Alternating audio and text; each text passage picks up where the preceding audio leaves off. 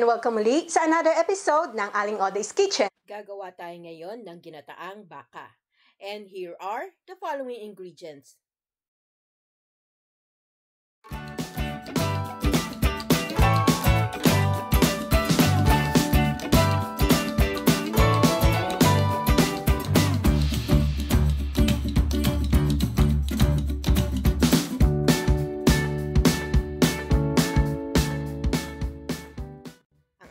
First step, itong ating beef, hihiwain lang natin ng cube. Itong ginamit kong beef ay sirloin. Then ang ating next step, magpe-preheat lang tayo ng oil dito sa ating pan at igigisa na natin yung 1 piece ng onion. Gigisa lang natin to hanggang sa lumambot yung ating onion. Ayan, malambot na yung ating onion, pwede na natin i-add yung 5 to 6 cloves ng garlic. At gigisa lang natin to hanggang sa lumabas yung aroma ng ating garlic. Ready na yung ating onion and garlic, pwede na natin i-add yung ating beef. At continue lang natin ang paggisa hanggang sa lumabas na yung katas or yung juice ng ating beef.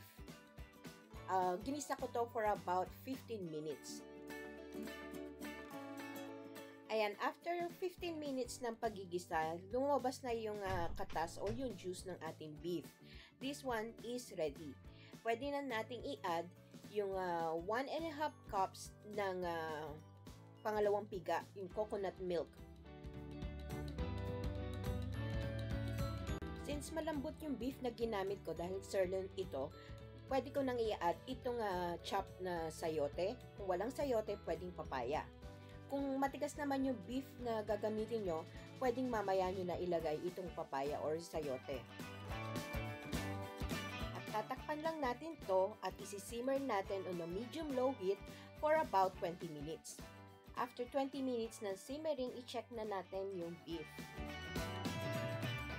Ayan, medyo matigas pa yung ating beef. Pero pwede ko nang ilagay itong ating optional ingredients na 1 piece ng beef cube. At isasama ko na rin yung 1 cup ng kakang gata or yung coconut cream.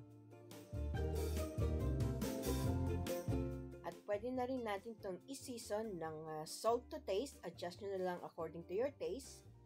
Pepper to taste. At isasama ko na rin yung 2 siling haba. Kung gusto nyo na maanghang, pwede nyo i-chop yung siling haba.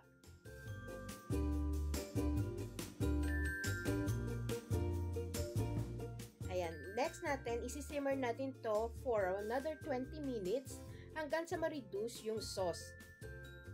Ayan, after 20 minutes, yan, malapot na yung ating sauce. This one is ready. Pwede na natin ilagay yung ating green beans or sitaw at yung ating sliced bell pepper.